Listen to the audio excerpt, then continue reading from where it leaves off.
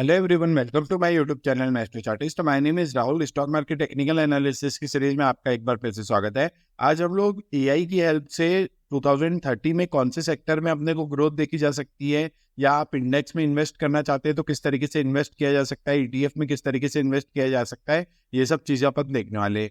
Chat GPT नाम का ये एआई का टूल है जिसको मैंने यूज किया है प्रेडिक्शन के लिए, क्या best sector to invest in stock market in India for 2030।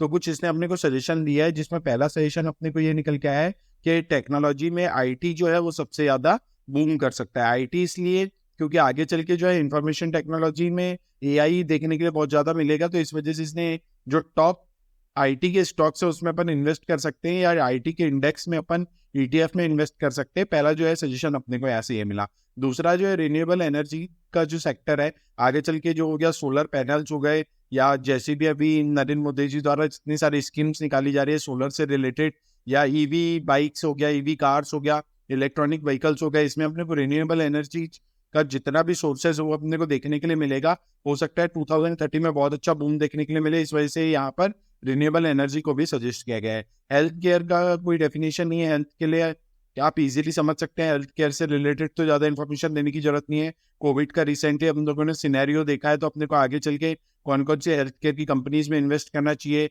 या फार्मा सेक्टर में या फार्मा ईटीएफ में इन्वेस्ट करना चाहिए, ये सब चीजें अपने को हेल्थ केयर सेक्टर से पता चलती है। ई कॉमर्स हो गया, ई कॉमर्स आगे चल के ऑनलाइन शॉपिंग हो गया, या दूसरे सर्विसेज हो गई अपने को जो इलेक्ट्रॉनिक मीडियम के थ्रू रहेगी, वो सब जो है ई कॉमर्स आगे चल के जो है वो भी सेक्टर आगे चल के बूस्ट हो सकता है, वो भी यहाँ पे एक सजेशन मिला है। आखिरी जो है वो इंफ्रास्ट्रक्चर दिया हुआ है। इंफ्रास्ट्रक्चर डेफिनेटली 2030 में हो सकता है इंडिया का एक नया फेज अपने को देखने के लिए मिले, तो यहाँ पर इंफ्रास्ट्रक्चर को भी इसने इंक्लूड किया हुआ है। सेम मैंने बार्ड में भी यूज किया था, सेम क्वेरी मैंने बार्ड में भी यूज किया था, लेकिन इसने कुछ हेल्थ केयर हो गया, एक ये बताया था, दूसरा आईटी बताया था डेफिनेटली, तीसरा रिन्यूएबल एनर्जी बताया था, चौथा इसने रियल एस्टेट इन्वेस्ट वो किया था, इंक्लूड किया था, और पांचवा जो है इसने एफएमसीजी गुड्स को इंक्लूड किया था।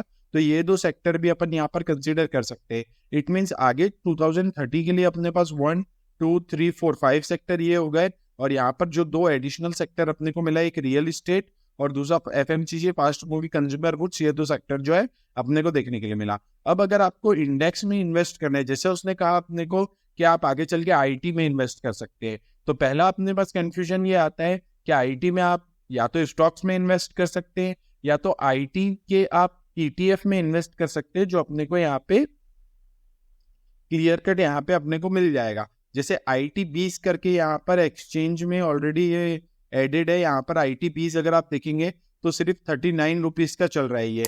अगर आप फ्यूचर में आईटी सेक्टर के इंडेक्स के ऊपर इन्वेस्ट करना चाहते हैं और 2030 में अगर आपका इसका प्रेडिक्शन अगर सही निकलता है, तो ये IT20 की वैल्यू हो सकता है आपको 50, 100, 500, 1000 कुछ भी जा सकती है। ये वैल्यू को अभी अपन यही कंसिडर कर सकते हैं कि अपन इनको IT20 के इन्वेस्ट करना है सेक्टर पे। दूसरी अपन फार्मा बीज भी देख सकते हैं।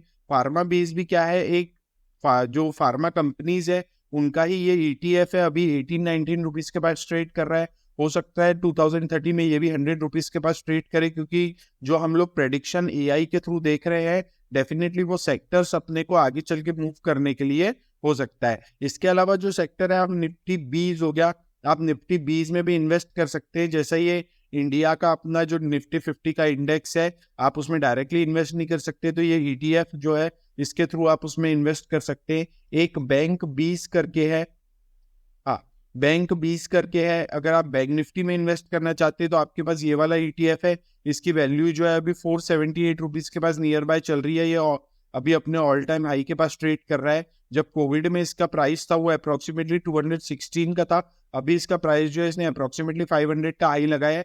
इट मीन्स यहाँ से भी जिन लोगों ने इन्वेस्ट करके रखा हुआ है उनके पास भी एक बहुत अच्छा ETF में रिटर्न देखने के लिए मिल रहा है। इसी टाइप से आप इंडेक्स में अपना इन्वेस्ट कर सकते हैं, जिसमें हम लोगों ने अगर आप देखेंगे तो कुछ ETF देखा था।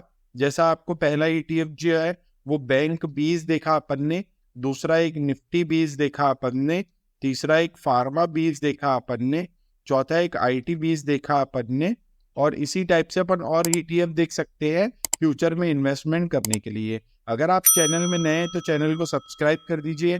वीडियो अगर आपको पसंद आए तो वीडियो को लाइक कर दीजिए। अभी के लिए इतना ही, थैंक यू।